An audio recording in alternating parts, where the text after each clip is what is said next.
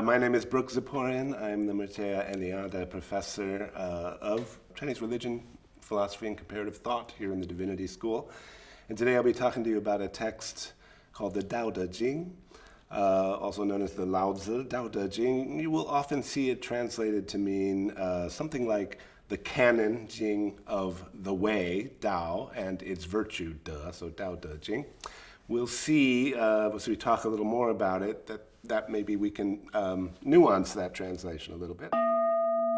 Those of you who are familiar with this text will know that this is considered sort of the founding text of a number of traditions that in English are called Daoism. There's religious Daoism, in English we call that, in Chinese Daojiao, philosophical Daoism known as Daojia. But both take their source from this text, and traditionally this has been regarded as the work of this sort of sagely mysterious ancient figure known as Laozi, or Lao Dan, or Li Er, he had various names. There's a great story about Laozi. You know, the story is that he was the librarian in the imperial archives of the Zhou dynasty. This would be in the 6th century BCE.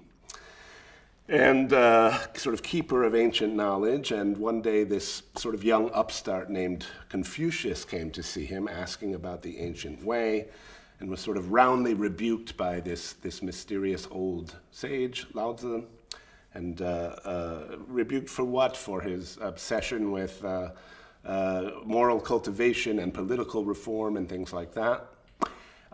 And then the story goes on that Laozi gets more and more disgusted with the way things are going in the Zhou Empire in China, and he decides it's unsalvageable, and he gets on his water buffalo and he rides off to the west, and before he leaves, the keeper of the pass, kind of the customs officer there, says, I can't let this great, last hope of China disappear to the west.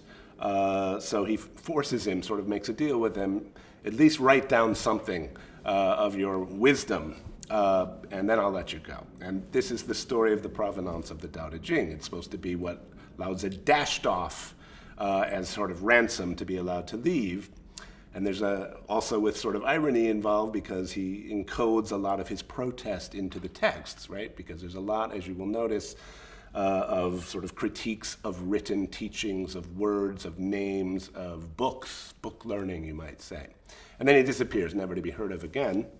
That is, unless you listen to the later Taoists who say when he went to the West, he got a new name, Shakyamuni Buddha, and became the founder of Buddhism, which is really Chinese, therefore, in that story. Now, the thing about that story, it's a beautiful story, I think. Most modern scholars think that basically none of that is true, not only the wildly kind of fanciful bits about his role in the formation of Buddhism, but even that there was a historical figure named Laozi, or that, for that matter, there was a single author to this text. So if you start to read this text, you'll notice it appears very maybe abstruse, kind of gnomic, kind of inexplicit in the way it develops ideas. If it develops ideas, this was regarded as something important about the way Laozi was speaking, and that story was meant to explain that to some extent, but also the content of the teachings in the Daodejing were relevant to this style of exposition, this vagueness, this ambiguity, this inexplicitness, as we'll see in a moment why that would be relevant. Problem is, recent archaeological discoveries have demonstrated that there were sort of fragmentary versions of this text in circulation in early China, discovered in tombs. And I won't go into the details of that, but suffice to say, it seems likely that this is not the work of a single author, but sort of a collection. And that's one reason that certain scholars will then say, it really doesn't make sense to even try to read this as a coherent philosophical or religious text at all, because it's clearly some kind of a compilation. I'm going to suggest that we can read it as a coherent text, but we do have to think of it a little bit differently, given its provenance. We may think of it more as something like a collection or an anthology, almost a best of collection around a certain set of key themes. which means there are a variety of styles and there are a variety of approaches, and some of them are go one way, some go another way, some are maybe more resonant than others. And what I want to try to do today is try to identify what those sort of, how we can make sense of that common core, no pun intended, even for this very composite text, one which will also help us understand not only that ambiguity that I just mentioned, and I should say that ambiguity historically in the Chinese classical commentarial traditions, you'll see this text. It's not only that people are not in agreement about what it says, they're also not really in agreement about what it's saying that about, what the subject matter is. Is it politics? Is it metaphysics? Is it religion? Is it, let's say, military strategy? Is it alchemy? People read it that way. There is a huge degree of ambiguity in here. And as I said, I want to try to help us understand what function that is, that has in this text and why it is relevant also to understanding that key theme that binds these very ambiguous and seemingly fragmentary chunks of text together.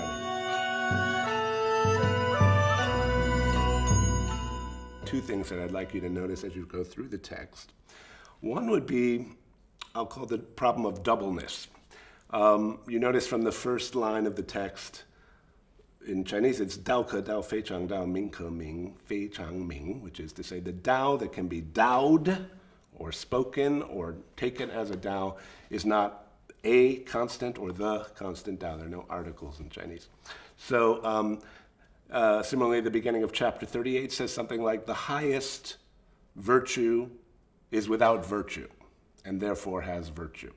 You will find a lot of these kind of formulations, and obviously that suggests there's somehow more than one meaning of a word like Dao and a word like De. Those are the words in the title. The way, or the course, as I prefer to translate it, and virtue or virtuosity. So you might think there's sort of a sense here of the true way as opposed to false ways, or the true virtue as opposed to false virtues.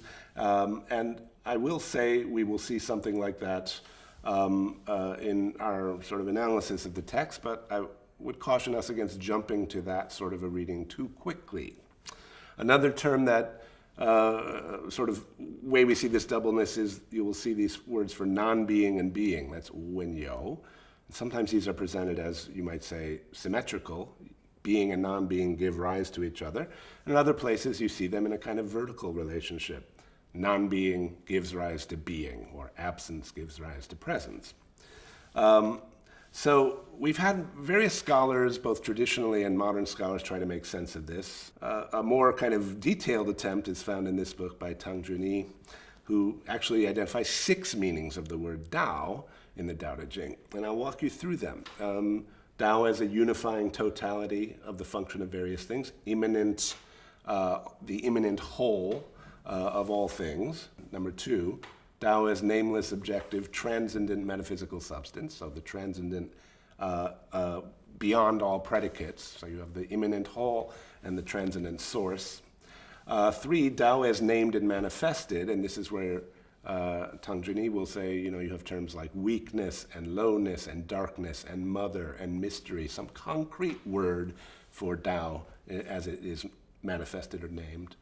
That's 3. Number 4, Dao as identical to the second word in the title, De, which is virtue or virtuosities. This means something like the innate power or vital principle of a thing, what makes them live and function. So that principle, related to that, meaning 5, the normative principle, the guiding ethical principle by which things should proceed. And 6, also related to that, the kind of ideal or original state of a thing. Okay, so 6 meanings. Now the question here is, are these just sort of, as I said, the text probably is a composite text, so maybe we should just look at these as thrown together, different sources, different ideas about Dao, different usages, sort of ad hoc piling on of things circling around these. What I want to do today is try to suggest that there's, I think, a more satisfying way to look at these multiple meanings as all deriving from a certain central set of concerns, tropes, you might say, founding insight among these Taoists. What is the thing all these people are writing about in their various ways, and how is it that that generates these 6 different meanings? Before the Daodejing and before this tradition of Taoism, the word Dao was a generic term. As I mentioned in passing a moment ago, there are no articles, definite or indefinite articles in Chinese. So we translate the Dao or the way, but actually that could be way or ways. In texts that are likely earlier than the Daodejing, this is a generic term, and it just means a way to do things, any way of doing a particular thing. Cognate with another word meaning guide. So a guide, that's why I like the word course for this. You may know the word judo is Japanese. That means the soft do, which is the Japanese pronunciation of Dao, right? Aikido, okay? That's also Japanese. Taekwondo, all those martial arts dos, those are Dao. And it comes to mean eventually also the way of government, good government, okay? Or the way of benevolence and righteousness in Confucianism, or even the way of heaven and earth. How do heaven and earth do what they do, as we'll see. And that's related to the second word, de, meaning virtue, or I would prefer virtuosity, because it relates to a course as a course of practice. In other words, if I practice the way of archery and I get really good at it, I have attained, and the word for attain and the word for virtuosity are often used to gloss each other in ancient texts. I have attained virtuosity or virtue or power or the ability to do something, okay? So that's Dao and De. And what we see in the opening line of chapter 1 of the Daodejing, that line I already mentioned, a way that can be taken as a way, Dao Ke Dao, is not always a way. I translate that any course can be taken as the right way to take, but no course like that can be the course always taken. In effect, you have 2 meanings of Dao there, and what amounts to a reversal of the traditional meaning of Dao. All Daos can be taken as Daos, i.e. as guides, but precisely by taking them as a guide, they no longer reliably guide. This is the key idea in the Daodejing, that pursuing purposeful activity, which is the original meaning of Dao, is self-undermining in a profound structural way that the text will then explore. The second line continues this theme. Name. The name that can be named is not the eternal name. That's a translation you'll sometimes see. I prefer something like any name can be named to determine what is or should be. So this word name, there's a lot to say about it. It means determinable, definite, but it also has a value implication like fame, eminence, and even something like an ideal. In other words, sometimes there's a contrast between xing and ming, meaning a job description and one's actual performance, right? What you're supposed to do to match or qualify as someone or something with that name. A father being a father, a son being a son, a ruler being a ruler, okay? And so there's a value implication, and it goes directly with this idea of Dao, right? In other words, a course that can be taken as a course is not the or a constant course. And a name that determines what something is, or for that matter, what it should be, no name of that kind can be what always determines what they are or should be. Which is to say, guiding paths don't guide well if they are taken as guides, that is, if they are desired, known, named as preconceived goals. What we have here in these first 2 lines is really a global critique of ideals, the very endeavor of trying to decide what to do and then going ahead and doing it. That idea of pre-positing an ideal direction or outcome for one's action and then proceeding to do that thing. The target is consciously embraced purposes, that is, ideals that we envision in advance of and as guides to our behavior. The Dao is the absence of all Daos, all guidance. Not a guide, not a means to an end, not purposive activity at all. And you will see this encapsulated in another famous term that appears all over these fragments or this text, which is, I'll just teach you a little bit of the Chinese, wu wei, means non-doing or non-purposive action. And the text will then go on to say, this is precisely how everything actually gets done. You'll see this phrase in chapter 37 and in chapter 48. wu wei or wu bu wei, doing nothing and yet leaving nothing undone. Okay? And that doing really means purposive doing, doing with a goal in mind. The question is going to be why? Why would anyone make that weird claim? What is this structural, let's say, defect in the very idea of willing or positing goals or having an ideal that entails this strange sort of paradoxical conclusion? The core idea I want to get to today, the problem of the foreground and the background, our cognitive act of choosing something out of a background, focusing on something as a goal. The main theme here is what I will call the unhewn, that is the uncut, and the cut. Cutting something out of a background. And this is rooted in certain ancient Chinese ideas about what naming is, how perception works, what's going on when you focus on something and desire it.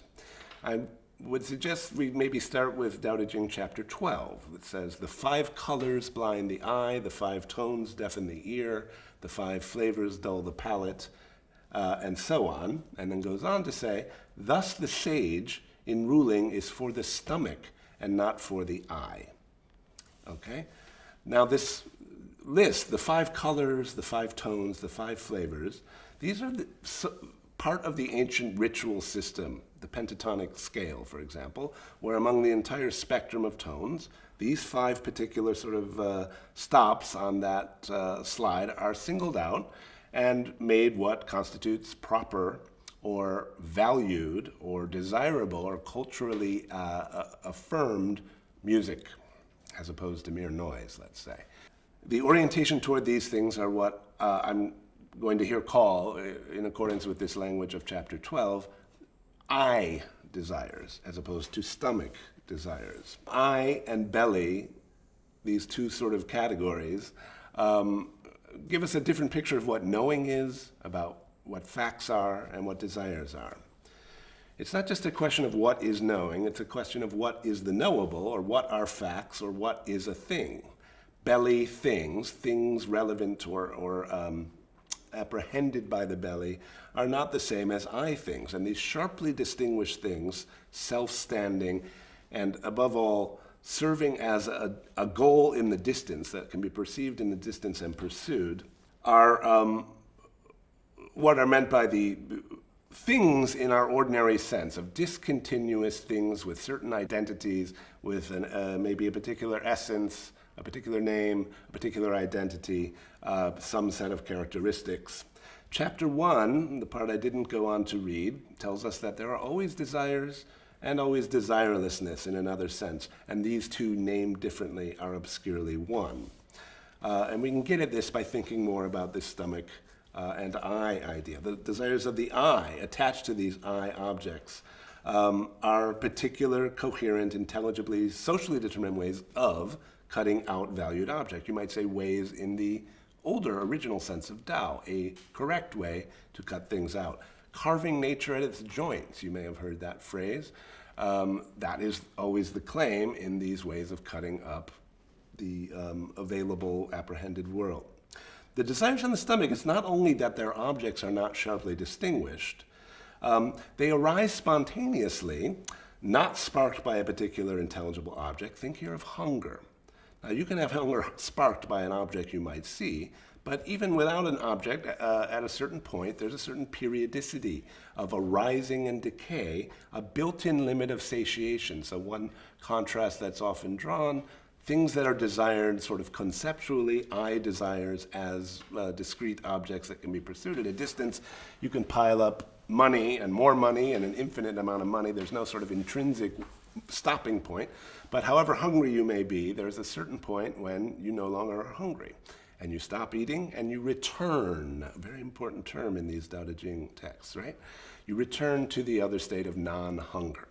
There's a cycle and there's a built-in limit of satiation. You might look at another text to get a clearer idea of what's meant by the stomach here. This is chapter 55.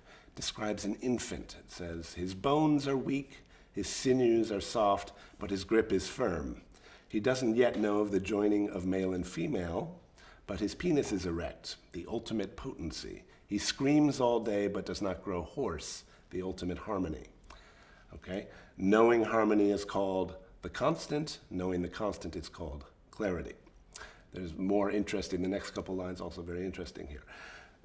Does not yet know the union of male and female, and yet has an erection. This is an infant boy, presumably. Screams all day without growing hoarse. That is stomach desire, something that does not have a particular image in mind, is not responding to that, but nevertheless, can you describe this as a kind of a desire in a certain way? Yes, in a certain way, no. Let's put it that way. Not sparked by a particular evaluative purpose or the pursuit of a particular preconceived object intelligible to the eye. So, for something to be regarded as eye knowledge is for it to be coherent in the sense of intelligible, which means it coheres intelligibly on the one hand with the surrounding environment. That's what it's cut out of, like those 12 tones, that continuum, a context. And on the other hand, with particularly disposed human faculties. It must stand out from and be embedded in a background. It is made coherent to the eye by having clear boundaries, which means that it is picked out. But to be picked out is to be picked out from something. Whatever is known in this manner as eye knowledge must serve as the object of an eye desire.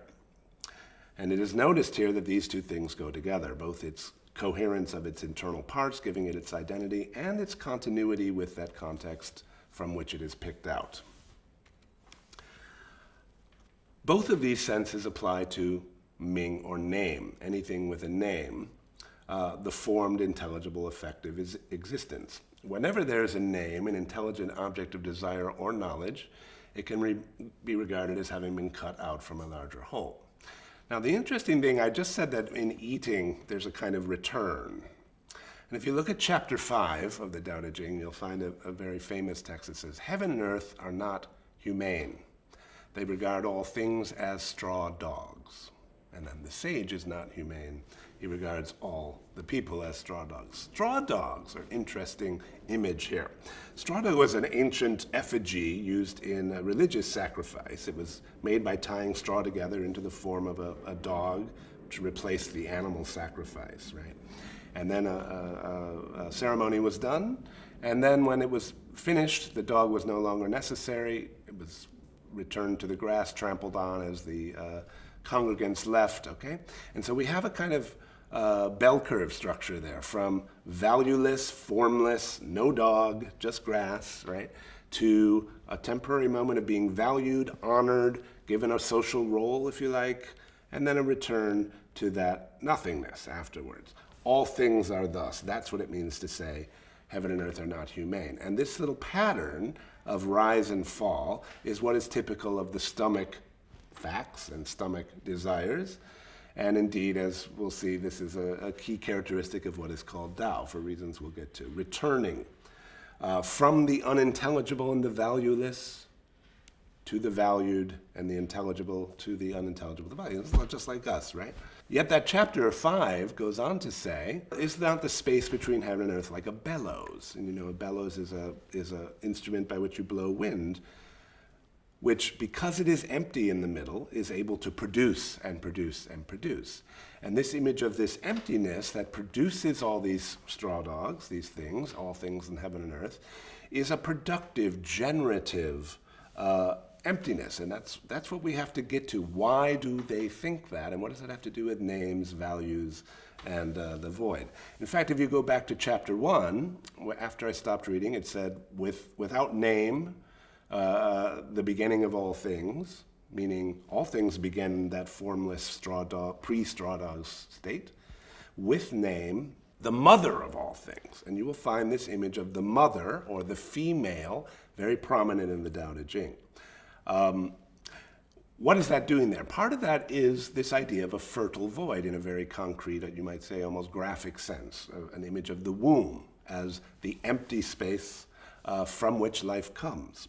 Also, other images discussing the female as low and as still and as conquering through those things. In fact, this name, mother, is one of a group of names. And this is what I would say is maybe the most useful hint that I can give you in how to approach the Daodejing. Because if you read all these fragments with all their left turns and all their weird twists and all the kind of seeming non sequiturs, one thing you will notice consistently is a kind of pairing. A pairing of sort of dyadic terms. High, low. Male, female. Being, non-being. Light, dark. Okay? So I call them column A and column B. Column A is what we've been calling the carved out, the valued. All those things in traditional Chinese society at that time would have been assumed socially, like the 5 tones and the 5 flavors, to be what everyone is seeking. In other words, what those small d Daos were after. And put all the opposing terms in the B category, which is to say the weak, the low, the dark, the obscure, the blurry, the vague, the unknown, and so on. We start to see the structure that really applies here, and I would now turn you to chapter 28, to the reference to the hewn and the unhewn that I said was going to be one of our guiding threads. That text starts by saying, to know the masculine while also maintaining the feminine. So to know the A while maintaining the B is to be a channel for all the world, and a channel is another kind of B term, an emptiness or a valley that draws things to it, a non-being that has this unexpected power. The power of what is constant remains undivided, a reversion to the state, again, of a newborn child. To know the lucid while also maintaining the opaque, again, A, B. This is chapter 28. And then it goes on and describes being a valley for the world, a reversion to the unhewn, Pu. So our basic image of cutting something out from a background is here made explicit in this particular text. It goes on, when the unhewn gets shattered, it is made into vessels and tools. That's qi. They have in mind things like a goblet, a ritual vessel, like those 5 tones and those 5 flavors, that are carved out of a block of wood or an uncarved piece of raw material. And this is where we really get our clue into how to understand these relations. It is made into vessels, each with its purpose, okay? But as used instead by a sage, this unhewn has a seniority over all such functionaries. This background, this straw dog grass that comes into functioning in one way or another, is what the text refers to as the constant, or the power of the constant. And then we get a great line at the very end of chapter 28. The great structuring carves, but it does not sever. Carves, but does not sever. That means kind of a bas relief rather than actually carving things out and separating them off from that background. Okay? So think again of the straw dogs. And with this picture in mind, I want you to notice maybe the key structural point to be made. If we line all those things up, the unhewn raw material and the valued vessel, right? A is the valued vessel, B is the unhewn material. There's a funny thing about the unhewn. It has a double meaning, a double status. When I want to refer to what the vessel is made of, or where it came from, or what there was before it was carved out, in the system of names that exists after the cut, after the carving, all I have are 2 things: the vessel and a bunch of garbage, a bunch of wood chips, let's say, a bunch of leftovers, right? The valueless. All those B terms, the feminine, the infant, the dark, the unintelligible, are basically terms that mean something like garbage, right? Because they are, later Taoist Zhuangzi will say, the use of the useless.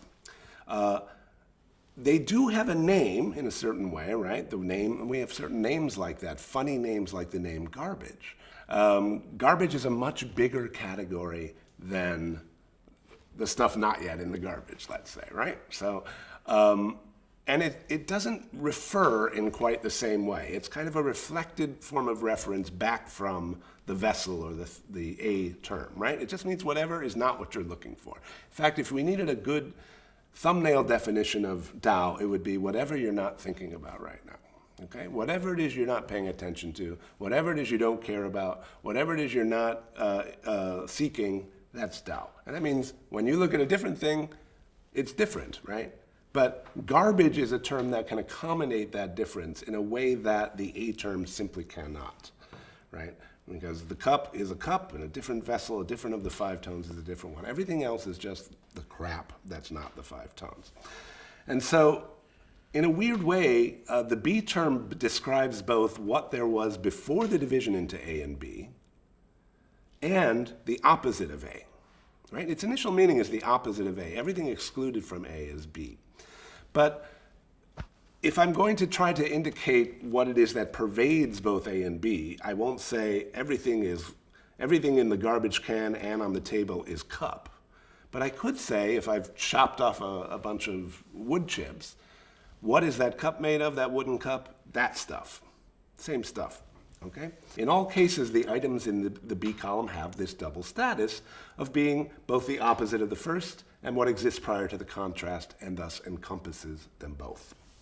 And if we draw this out, we actually see there are sort of 5 ways in which that B category, those words for the dark, the low, which you find so often stressed in the Daodejing, cover all of those 6 alternate meanings that I mentioned at the beginning of this talk, right? Dao as the transcendent, beyond all predication, the source of all things, Dao as the immanent totality of all things, Dao as nothingness, Dao as even as the specific innate power or vital principle of a thing.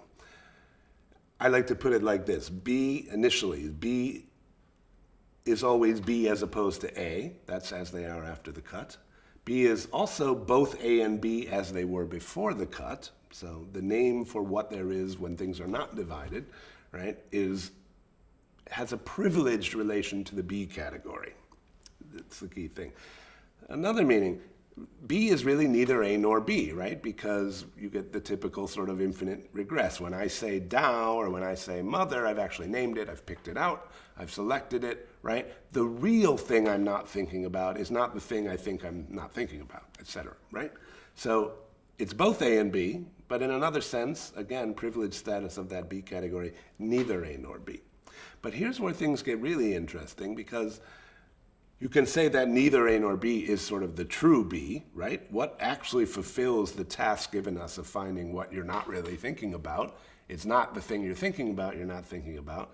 B is pointing to that thing beyond even that. It's what is really B, what is really nothingness, right? Which is neither being nor nothingness. Right? This is a familiar logical move.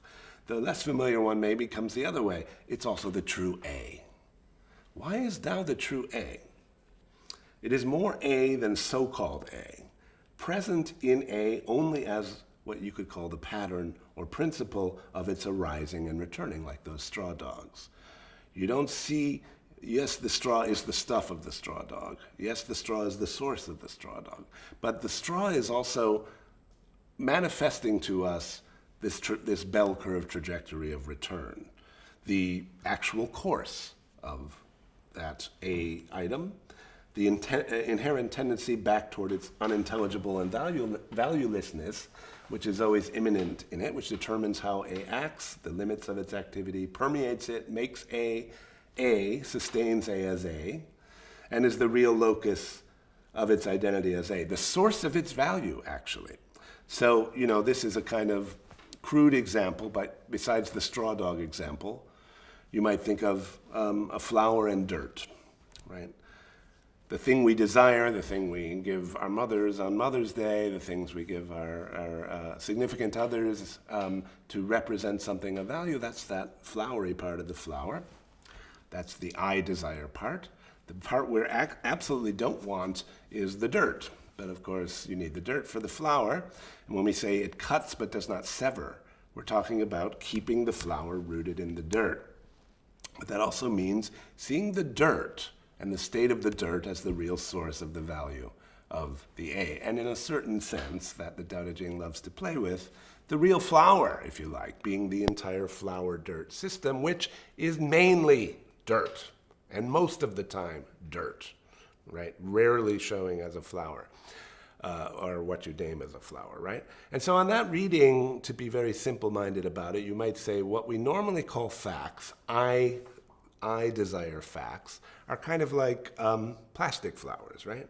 Flowers that are severed, maybe dying flowers. You might think of eternal forms as something like this, things separated from their rooted, where their essence is isolated, where in a sense, everything we name is sort of the tip of an iceberg.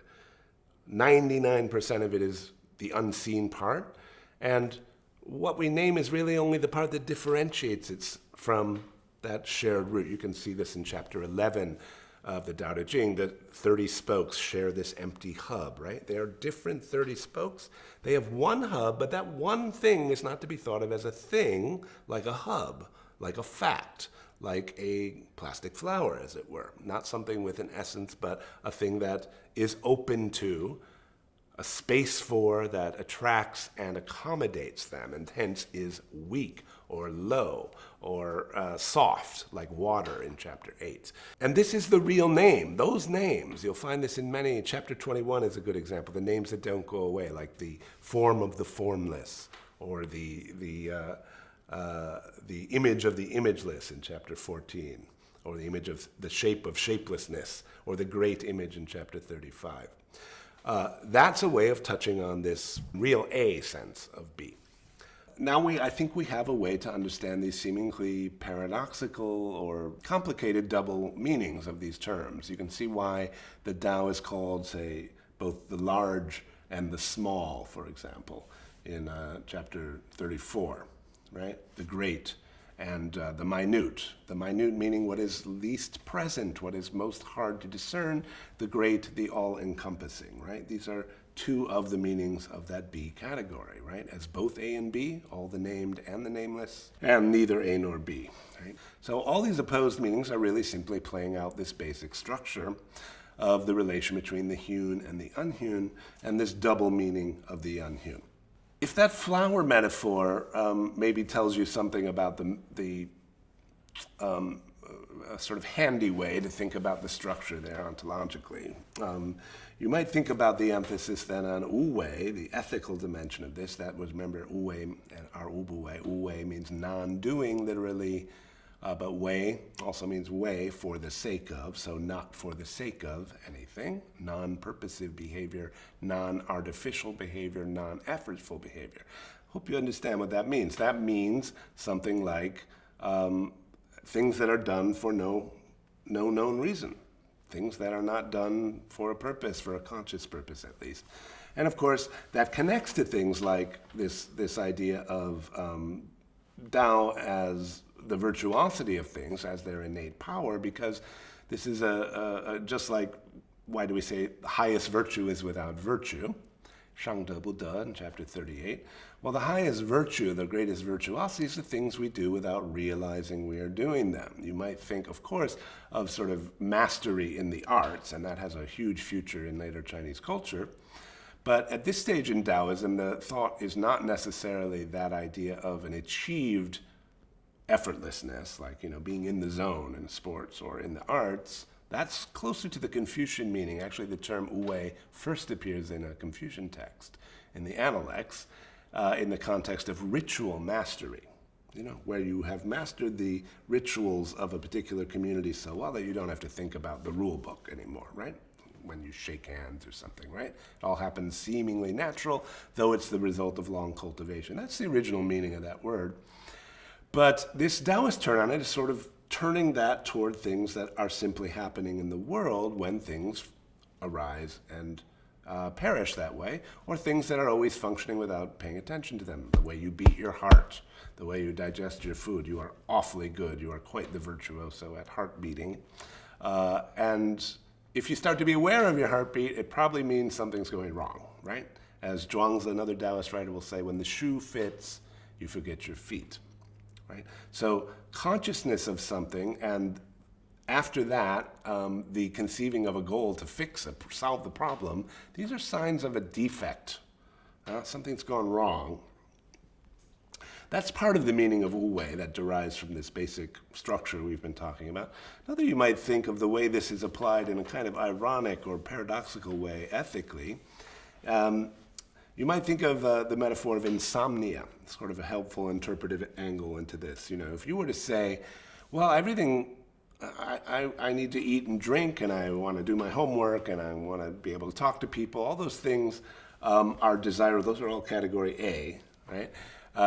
Things I want to do. But if I cut the flower at its roots and I only do those things so that at all times, as constants, that's what I want to do, a funny turnaround happens, because after I keep wanting to meet new people and attain more pleasures and achieve more, if I do that at the expense of doing none of those things, conceiving no goals, i.e. sleeping, a point comes when I can't do any of them. The more I try to fix it, a favorite Taoist theme, the more I try to fix it with more purposeful activity, the worse it gets. I keep putting Band-Aids and Band-Aids on it. And at a certain point, someone might tell me, well, you just need to go get some sleep, and then I have a different kind of problem, right? Then because I'm oriented toward this sort of very exclusively plastic flower, I desire conception or relation to the world, I now think of sleep as my goal, and I seek that as an end in the same way. Often that makes my insomnia worse, etc. So you might look at the way the Daodejing comes at these issues from all these different angles. We just had 5 different meanings of B, right? Sometimes neither A nor B, sometimes both A nor B, right? Sometimes one thing or another, a way of avoiding positing it as a particular object, which would just exacerbate this problem of pursuing goals and making wu-wei into a way, a thing that one is pursuing. And a lot of the intricacy, sort of the fun in reading the text, is sort of understanding or trying to track how it's moving from one strategy to another in sort of getting you to fall asleep. And once you fall asleep, you're not going to have to worry whatever goals arise and cease, just like your hunger of your stomach, which isn't thinking in advance of what to do. The claim, at least, or the implication is that these will then at least have a better chance of going somewhat more smoothly. There's another implication of this, you might say, going back to that question about facts and knowledge. Because if you think about a world that is constituted purely by facts, there are facts. There is some implication there that given an omniscient observer, or let's say at the end, or even if it's a sort of regulative ideal of an end of scientific inquiry, let's say, or human knowledge, things are in principle knowable. That is, they have certain facts about them, which a finite set of characteristics, let's say. They are in principle knowables, must be capable of being thoroughly known. In a certain way, I think we can say that it's a question whether there are facts in that sense in a Taoist universe, as suggested by this text.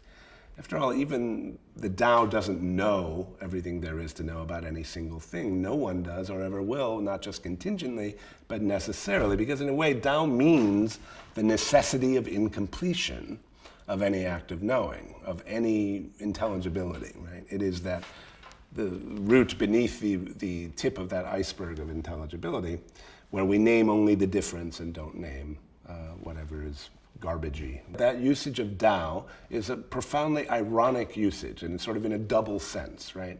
Tao meant purposive activity. Now Tao means non-purposive activity in just the way, you know, how can a word have the opposite of its normal meaning? We have a common linguistic phenomenon called irony, right?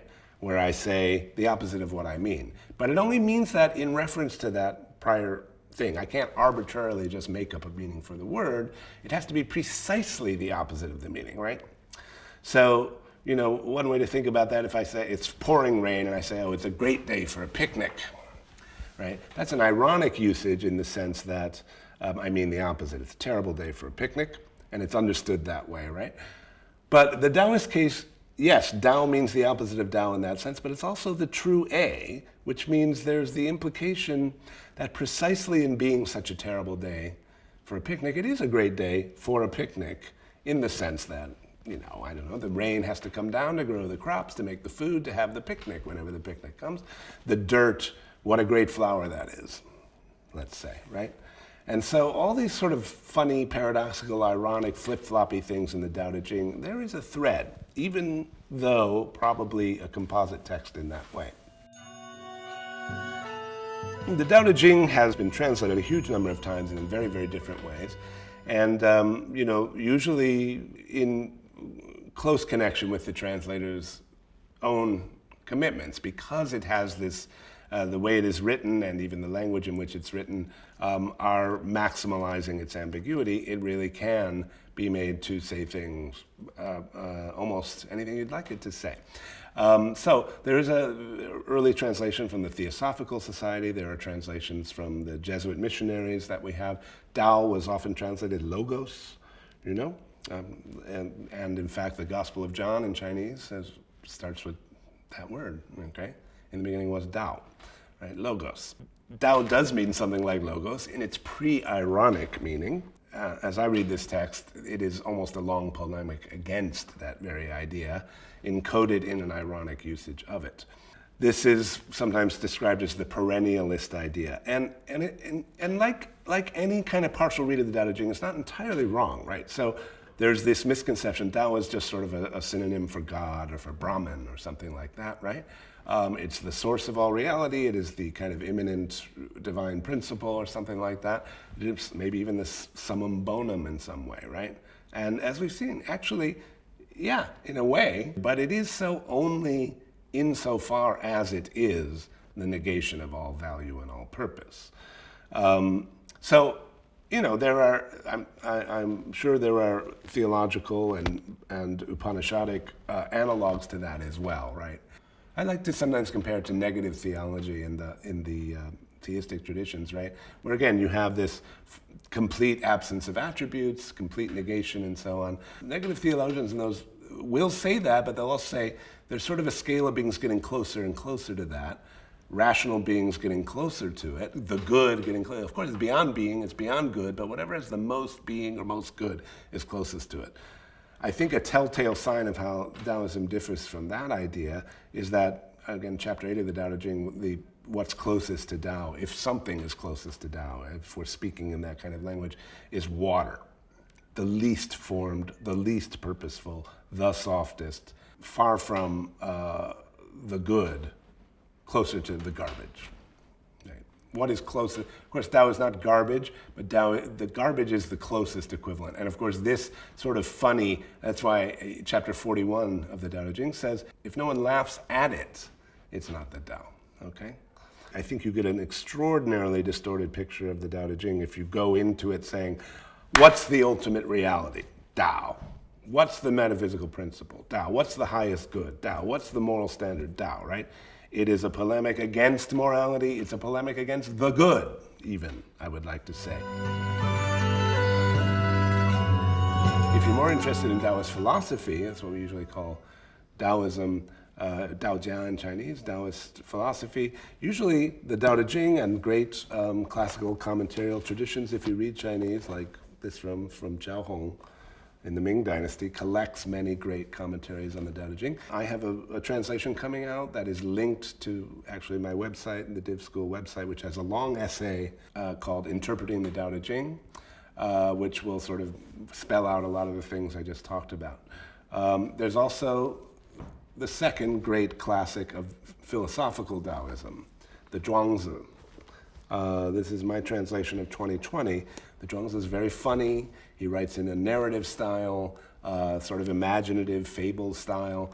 Definitely a place to look for where this might go from here. The Daodejing has been translated more times into English than any other book, including the Bible.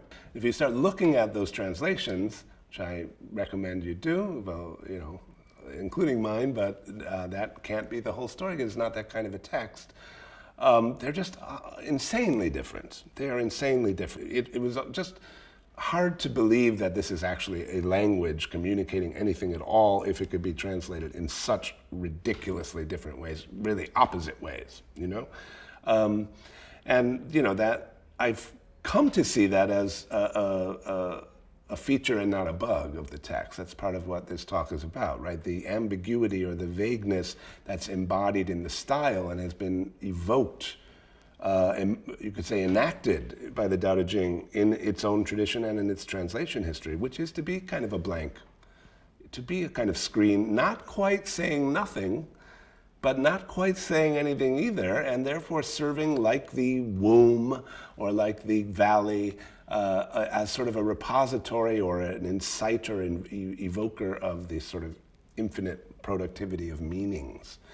And so both in what it enacted and what I have come to see its structural moves as a way to think about the possibility of ontological ambiguity. And ontological ambiguity is interesting to me for personal reasons, but more transmissively, because it provides an alternative to what are often presented as dichotomous or mutually exclusive conceptions of the world, right? Let's say a theistic conception, a religious conception within a monotheistic framework on the one hand, or a scientific objective maybe, or even materialist framework on the other. From the standpoint of this text, those two things, which look like they're stretched and sort of, on the one hand, fill out all the possibilities and are a million miles apart, are like almost the same thing. Okay, they look very similar, right? Because they're both committed to this idea of things being just what they are. And this question of purpose also, I think, is really important because on the one hand, a theological view of the world, even let's say an Aristotelian theological view of the world, even without a creator God, still sees the world as profoundly teleological from top to bottom, right? There is no escape from teleology. And even in a kind of, maybe the furthest extreme at the opposite end there, let's say an existentialist view, which says there is no purpose to things, then what? We must create purpose, all right? Purpose is still the winner. Purpose is still all that matters. Purpose is still the ultimate unquestioned value, right? Whether you think it's in the world or you think it has to be created or, So it's very few and far between that you have a way to sort of get a wedge that provides any alternative on either side to that, right? So Daoism has always been interesting to me as obviously not a denial of purposivity, but a denial of the ultimacy of purposivity, both the ontological ultimacy of it and the axiological, the value, even though it is the source of all values, right? Values are just what are posited by purposes, but where do those come from? So it seems to me extremely philosophically important, both in its form and in its content, and only beginning to be explored, really. I will leave it at that, and I hope you have fun exploring the many twists and turns and jumps and slides, the snakes and ladders of this text.